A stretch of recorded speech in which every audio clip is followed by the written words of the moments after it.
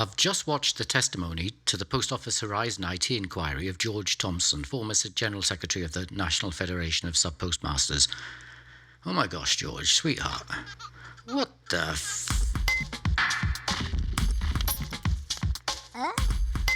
So George Thomson gave his testimony. Well, I say testimony. It was certainly testy, and it was very moany. He essentially decided to stick to the line that the Horizon system was and still is robust and fit for purpose. He turned up with his shirt unbuttoned, literally wearing a screw you attitude.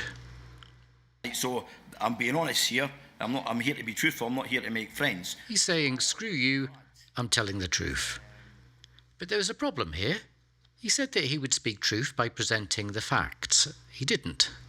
But first, there's something else that troubled me. He seemed to think he was speaking truth to power. Because I've always supported Horizon. I've made that quite clear. I was told today to do the opposite of what I've done. Just come along, George, blame the post office for everything. Sorry. But I'm too open for that. The reality is that we did not change our view on Horizon. The truth he said he was speaking was that the Horizon system was robust, no matter what everyone else was saying. He made several references to what he referred to as the narrative, which he was determined to disrupt. I've got in my witness statement that these things happened under the old manual system, but it doesn't suit the narrative that Horizon is systemically flawed. All this is in my witness statement, and I'm a bit concerned that you virtually paid no attention to my witness statement because it doesn't suit the narrative. As far as I'm concerned, Alan Bates' whole narrative over the last so many years has been that the Horizon system is basically kaput, and that basically everything that goes wrong in the post office is based on Horizon. So that narrative was about how Horizon was faulty. Was he speaking truth to power? Of course not. He was speaking the truth of power. He was being a patsy, spewing out the line that Post Office held to for so long, that Horizon was robust, and he chose to and continues to ignore anything that doesn't fit that narrative. And we get a sense of why he did this early on.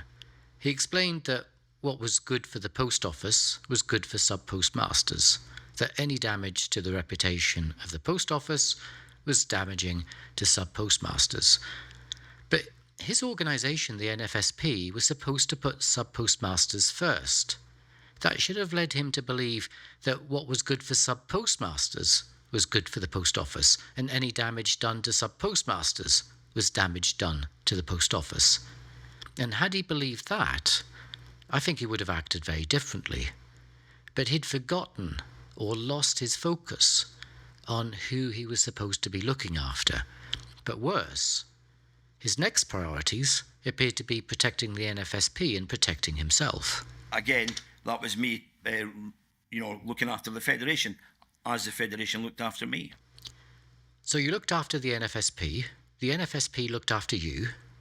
Who looked after the sub-postmasters? Essentially, he saw his role as ensuring that Post Office Limited thrived so that NFSP could thrive, and that led him to develop a dependent, close and supine relationship with the Post Office executive. I think that was clearly shown by the inquiry, so I won't go over that. Instead, I want to pick out 3 things that I saw. First, his misunderstanding of truth. Second, his misplaced pride. And third, his bad apples. I won't get into the whole philosophy of what is truth, but let's just see the version we have that was at work in the inquiry, because I don't think George understood it. At the start of every witness testimony, the witness is asked this. I'm there. So can you confirm that is your signature? That indeed is my signature. Thank you. And is that statement true to the best of your knowledge and belief? It certainly is. Thank you very much. It gives us our definition of truth. It recognises that no one can provide absolute assurances or guarantees that what they say will turn out to be true. No one can speak a truth with certainty. They can only make assertions that are based on what they know and what they believe. And it recognises that we can believe something to be true that is untrue because we don't know all the facts. The inquiry is asking, why people did what they did, but is also asking what they knew, what they didn't know, what they now know, and what they should have known. And George thought he was telling the truth because he thought he was setting out the facts. And he used the word fact repeatedly, that he was there to tell the facts. And his big fact was that Horizon was systemically robust. Again, I'll reiterate my point. The system was dealing with hundreds of millions of transactions a week, and we were not having the kind of level of complaints that would indicate if there was significant failures within the system. That's a fact. So Horizon was robust because the vast majority of transactions were good. For George, facts are truthful, and you can't argue with facts. He was there simply to tell the facts. But the problem is that when George was invited to provide facts, he provided something else. He actually didn't seem at all comfortable with giving factual answers, even when the questions not only invited factual answers, but actually required them. And this is all about how George often responded to a how or a what question with a why answer. These were questions like, how much money did the post office give NFSP, or how was NFSP funded? These are questions that ask for factual answers, such as NFSP received X amount of money, or NFSP was funded by a major grant from the post office.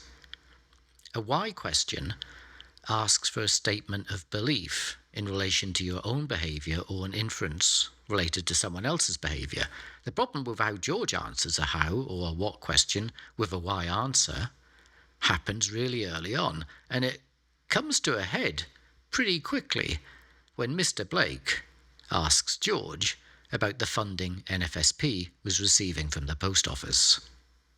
The figures that we see here, they're quite significant figures, raising from £500,000 to £2.5 million by 2017. That's because Is that correct? That's correct, but we took on new functions, and it was to help postmasters to grow their income and to become less reliant. So within that money, what does it include? I didn't ask what it included. All I'm asking is about the figure. Purely the figure. Yeah. The figure is increasing quite a significant amount, is your proposal, over a small number of years, reaching £2.5 million from the post office by 2017. Do you agree with that, or do you disagree with that? I was giving you a reason why. I didn't ask for the reason. Well, that's what you were getting. Well, Mr. Thomson, I understand that you're anxious to get across your point of view, but in truth, it's much easier for me if Mr. Blake answers the question, you answer it, and then if at the end of Mr. Blake's questions you feel that there are other things that you want to say, then within reason I will permit you to say that, all right? But it'll be much easier for today's progress if you simply answer the question put to you, and then, as I say, if necessary, I'll afford you some time to wrap up, so to speak, okay? Okay. George gets to have his say at the end, and it was quite interesting. But I'll tell you about that at the end. But before that, let's think about why George gave us his opinion more often than he gave us the facts. You know, that's the reality, and it's not surprising we work closely with the post office as we had a franchise.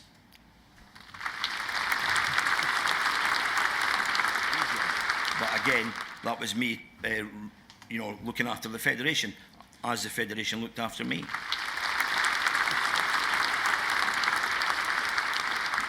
Then Thomson, Federation. can I just stop you there? I haven't made any criticisms. I'm just taking you through the figures. Yeah, I know.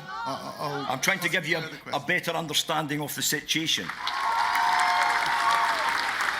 That's what I think was going on in his head. He thought he was being heroic in those moments. He was telling the truth, telling it as it was. A plain-talking, straight-talking type of guy, not like this snobby lawyer type from London that he's grown to despise. Okay, I don't know if that was what was in his head. You know, I'm no psychologist. Actually, I am a psychologist, but I still don't know what was in his head. I mean, I don't think he even knows what was in his head. And I don't mean this, I'm not trying to create a stick to beat him with. I think it's pride. I think it's pride getting in his way.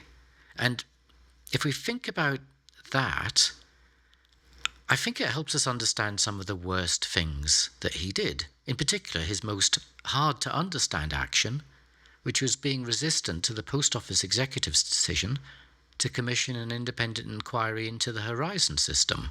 I was furious that we had been excluded from such a fundamental decision as taking on second sight.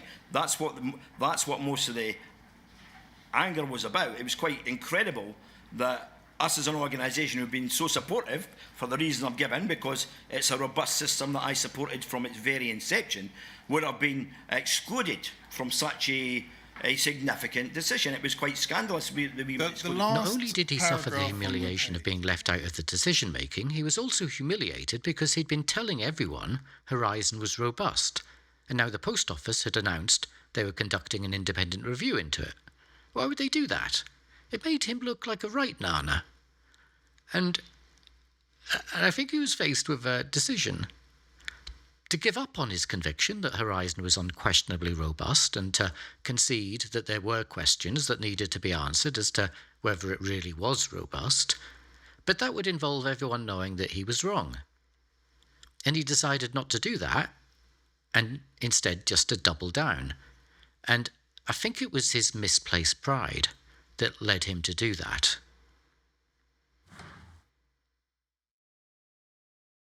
The bad apples. George reeled out several times the bad sub-postmaster narrative circulating in the post office. The story went like this. Business transacted a ton of cash, which all went through the post office branches, and those working in the branches had temptation put in their way, and a small number succumbed to the temptation and stuck their fingers in the till. It's the bad apples metaphor. And this metaphor has four functions.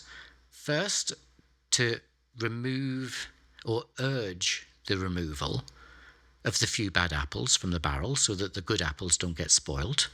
Second, to make those bad apples feel ashamed of themselves, and that will facilitate their removal. They'll give themselves up and leave without much resistance. Third, to reassure the rest of us, even though there were a few bad apples in there, they're being removed so the barrel is good. And fourth, to give moral immunity to those throwing out the bad apples because they're doing it for the greater good. It's a moral metaphor that's used by organisations to publicly deal with wrongdoers within their organisation whilst limiting reputational damage. And George applies the few bad apples metaphor to sub-postmasters, but also to the Horizon system. So okay, there were a few bad transactions, but the vast majority of the transactions were good. The bad ones have been fixed, and therefore the system is good. And he repeats that multiple times. And the question this raises is if this was an explanation that had been in operation in the post office. The problem is, if it was, that bad apples explanation of the Horizon IT system couldn't work, because if the system errors were the bad apples, they weren't easy to remove. They were the bugs, errors, and defects, which were hard to find, hard to fix, and contractual in nature, because Horizon was built to contract. It was built in a black box. It was a proprietary system. Only Fujitsu could fix it, and they would only fix it if it was specified in the contract so that they should fix it. And all of that meant that the post office couldn't quickly remove the proverbial bad apples, and that meant that their reassurance the barrel was good wouldn't hold for long. Worse, it wouldn't work because the bugs, errors, and defects are not moral actors. They wouldn't and couldn't feel a sense of shame. So calling them bad apples couldn't shame those bugs, errors, and defects to admit to their wrongdoing and encourage them to all give themselves up. So the moral function of the bad apple story wouldn't really work. And what's even worse is it wouldn't work because those bugs, errors and defects were really visible. They were highly visible. They were showing up as false balancing errors in post office branch accounts, typically as false reportings of cash deficits, and they weren't going to go away. And frontline staff were seeing those false deficits and saying, "Oi, this has been going wrong, and it keeps going wrong." And if that spilled out and became widely known, it could do massive reputational damage. It could damage the reputation of Fujitsu, who'd suffer the embarrassment of having rolled out what was the biggest non-military IT project in Europe to great fanfare, only for it to crash and burn into a pile of crap. And it would do great damage to the reputation of the post office, who would have been accused of wasting millions of pounds of taxpayers' money on the procurement of that piece of crap. Things were not good, and they weren't going to get fixed by the application of the bad apples metaphor.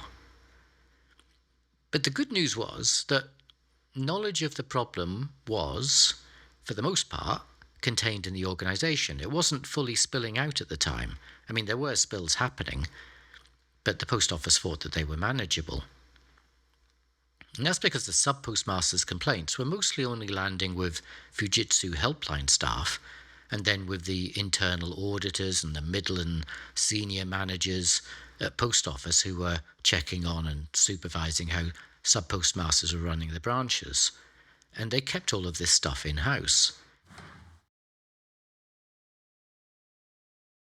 But something still needed to be done, because the supervisors were the ones fumbling around trying to make sense of their sub-postmasters' complaints, and they didn't have a story to tell about it. They couldn't make sense of it, or couldn't explain it to other people. And more staff were expressing their concerns about the Horizon system. And that's when the senior managers and the senior executive came up with their plan. They created the space for those supervisors to use the bad apple metaphor to explain what's going on, but to do so in a way that was both tried and tested, but also in a way that would be very familiar to them, that would cause them little moral angst. It was one they'd been rehearsing for years. It was a thing the post office had been doing for the whole of its existence, and all the resources needed to execute the plan were already there and primed. And it was such a simple plan. All they had to do was to say that Horizon was robust and working fine, and to sit and wait and let those falsely reported losses stew in the branches for a while, knowing that sub-postmasters had to make up those losses, whether they felt responsible for them or not, and if sub-postmasters refused to cover up the losses by paying out of their own pockets, and if they kept on complaining about Horizon, well, then they would weaponize a bad apple story and let it rip through the branches and rip through the organisation, and do that by talking about bandits, not bugs, evildoers, not errors, and desperados, not defects. And who were those bandits, evildoers, and desperados? Well, they were the poor and defenceless sub-postmasters and their staff. Poor, because they were getting bankrupted by being held responsible for those supposed losses, and defenceless, because to prove their innocence, they would have to fight Fujitsu, fight the post office, and because of the way George had perverted the priorities of the NFSP, fight those two massive corporations all on their own. And it all worked nicely for the post office, except, turns out, they're as terrible at prosecuting as they are at procurement. Now, George showed us, without realising it, that the bad apples metaphor was sitting there and it was going to be used to fix the Horizon problem. Because not being the sharpest tool in the box regarding Horizon, or for that matter in regard to his duty of care for his Federation members, he showed how effortlessly he could apply the bad apple story to the Horizon problem. And the tell sign is in his use of this phrase, the vast majority. There was always significant sums of cash around. And the vast majority of postmasters, were straight as a die. Horizon system, the vast majority of complaints about Horizon were nothing to do with Horizon. The vast majority of sub-postmasters didn't succumb to temptation, but some did, because the franchise was struggling. The vast majority of postmasters never queried it had systemic. There's a lot more now, systemic failure. I said I'd get back to George's end statement, which Sir Wynne gave him space to make, following George's complaints that his testimony was being stifled, that he wasn't being given the chance to have his say. And George uses that space to do what the post office had primed him to do, to go on about the bad apples, the thieving sub-postmasters. But he connected it directly to Horizon and used that same metaphor for Horizon, which was a bit stupid, because it doesn't work. But it worked for us because I think it revealed the deceit to us all. But there has to be a recognition that these problems did not start with Horizon. I was in 3 or 4 years when I first started, in the 90s. I was at a postman's house because there was a raid with the security branch. You had, in today's money, £50,000 of parcels and money out of letters. Obviously, that was in the 90s. I was at a Crown office where a member of staff had losses on a regular basis. The auditors wanted to go into a locker up the stairs, and she wouldn't let them, and I was almost fighting with them. But when they did get in a locker, she had a £1,000 bag of £20 notes that had been done to send to the remittance unit, and she had kept it. We had a small village post office that my staff ran until the postmaster could sell it, who admitted he had bought it for £60,000. It didn't make enough money. He had been there 3 years. He had taken £30,000. This was in the mid-90s. So, for me, it's not Alice in Wonderland that no one ever would take money or make mistakes. That's Alice in Wonderland stuff. Nothing about that. Nothing about the sheer volumes of transactions. And again, one of the issues I would say about this Horizon inquiry, have you actually tried to find out the kind of billions of volumes that were done and the percentage of people claiming there was a mistake? It'll probably be less than 1%, but you just haven't done any of that. And so that's all I want to say, that I think there has to be better balance and better judgment than where we've ended up. Throughout his testimony, George referred to the narrative that he was going to disrupt without realising the narrative he was trying to defend. It wasn't Alice in Wonderland. It was a different story, constructed around a different moral metaphor. It was a story that's been used to forge institutions like the post office into the public imagination as an institution we can trust. It was the bad apple story, and it was embedded in the post office, and was the thing that it used so that it could carry out prosecutions against its own staff without raising the moral qualms of those involved in carrying out those prosecutions. They were prosecuting colleagues. In fact, the bad apple story was the thing that fueled them to do it. They were rooting out those bad apples in their organisation. And when Horizon came along, with all of its bugs, errors and defects, the post office executive and their minions, along with politicians, lawyers and bosses like George, allowed that technical, contractual mudslide to seep into the moral narrative of the bad apples story, and it resulted in catastrophic human cost. And that narrative was sustained because it protected the reputations of those who procured the system, managed the system, and defended the system. And George, well, I agree with you that you aren't living in Alice in Wonderland, because that was a story about learning the importance of being true to yourself, not the importance of trying to prove yourself to be true, which is what you gave us. And you did that at the expense of others. You went down the wrong rabbit hole, my friend, and I don't think you know how to get back out. How do you like them apples, eh?